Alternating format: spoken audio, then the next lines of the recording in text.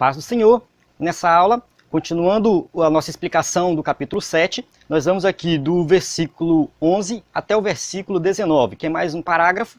E nesse parágrafo, o escritor aos Hebreus vai mostrar aqui que Jesus é, né, da ordem de Melquisedeque, porque agora se ele mostrou que existe uma ordem superior, e aí quem é o sacerdote que dá continuidade a essa ordem, visto que Melquisedeque já morreu? Então quem é que continua essa ordem sacerdotal? Aí ele coloca Cristo como sendo, né, sacerdote segundo a ordem de Melquisedeque, e aí ele faz esse contraste do sacerdócio de Cristo com o sacerdócio levítico, onde ele coloca o sacerdócio de Cristo como eterno e o sacerdócio levítico como algo ultrapassado, obsoleto.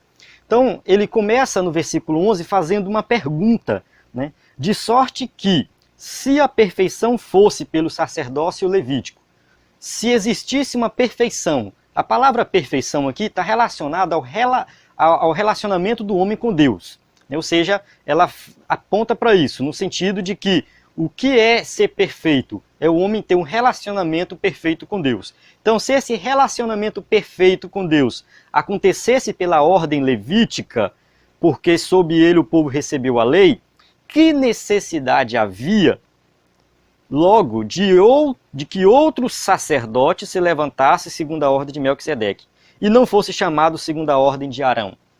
Então, ele fala assim, então se a perfeição vem pela ordem levítica, para que a gente vai ter um sacerdote? Qual é a necessidade de um sacerdote de outra ordem? Ele deveria vir pela ordem levítica, pela descendência de Arão. O sacerdote, né, se a lei fosse perfeita, se o sacerdócio levítico fosse perfeito, o Messias deveria vir da linhagem de Levi, da linhagem de Arão. Ele tinha que ser levita também. Acontece que isso não é verdade. É o que o escritor vai falar aqui, né? Alguém poderia argumentar assim, como que Jesus vai ser sumo sacerdote se ele não é segundo a linhagem de Levi? Se ele não é levita? Então, Jesus é da tribo de Judá. A gente sabe que Jesus é da tribo de Judá. Então, Jesus não tem ali, talvez, no caso, talvez não, com certeza absoluta, segundo a lei, ele não tem direito de ser chamado de sacerdote, segundo a lei. Então, por isso, a necessidade do escritor aos Hebreus mostrar que Cristo é sacerdote segundo a ordem de Melquisedeque. Então, aqui ele começa, aí ele vai para o versículo 12 e fala assim, porque mudando o sacerdócio, necessariamente, faz também mudança da lei. Não é que ele quer mudar a lei por completo, mas é porque aquela lei que fala do sacerdócio, essa sim foi mudada. A lei do sacerdote, né, que dizia os pré-requisitos de um sacerdote, porque Cristo não cumpre os pré-requisitos de um sacerdote de acordo com a lei. Então, por isso que ele está construindo esse argumento. Aí ele continua... versículo 13, ele fala assim, porque aquele de quem essas coisas se dizem pertence a outra tribo, da qual ninguém serviu o altar. Então, aquele de quem essas coisas se dizem, de quem é?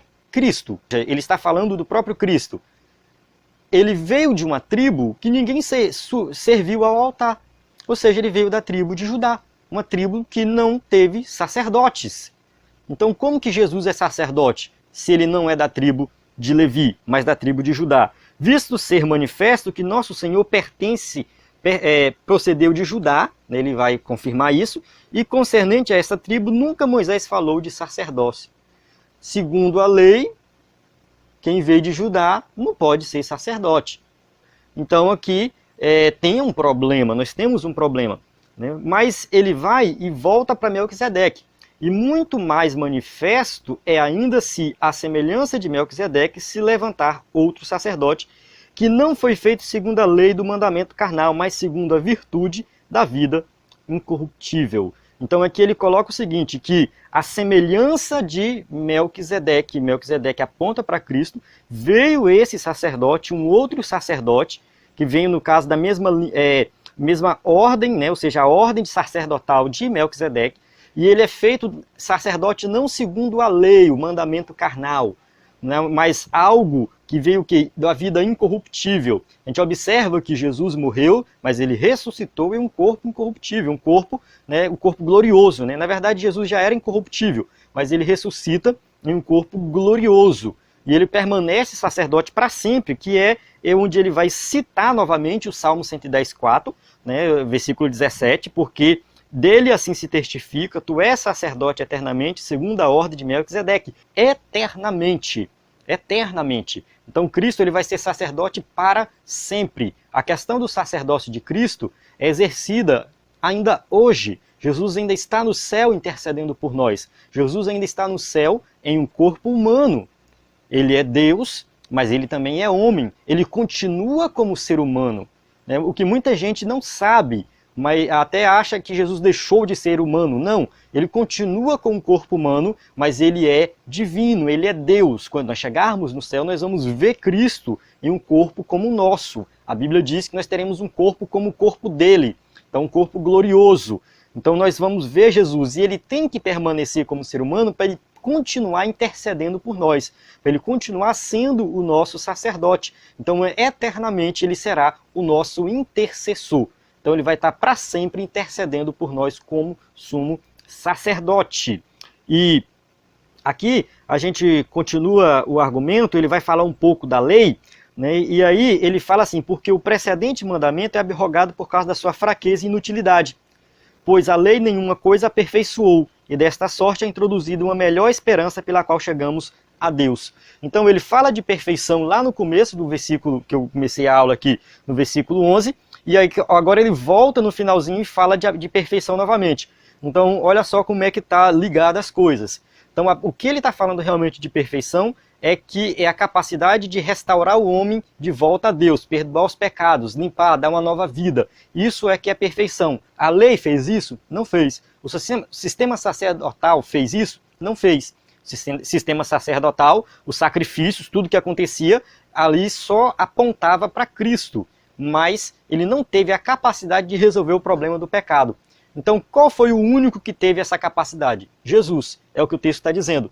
A questão da fraqueza e da inutilidade da lei, não é que a lei é inútil em todos os aspectos. Não, a lei ela tem o seu propósito, ela tem seu objetivo, ela tem sua utilidade, mas nunca teve o propósito de salvar. Com relação à perfeição, ou seja, a salvação do homem, a restaurar o homem de volta a Deus, a lei não teve essa capacidade.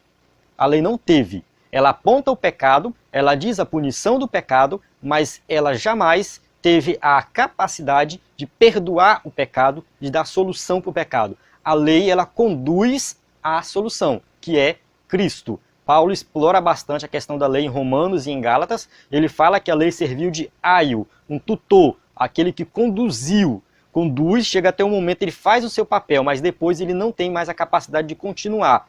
Então, a lei ela aponta o pecado, diz a punição, mas ela não salva. Então, nesse sentido que ela é inútil, né, diz para salvar. E aí ele coloca que a solução para salvar é Jesus. Então, quem crê em Cristo como Salvador vai ser salvo, não pela lei, mas pela fé.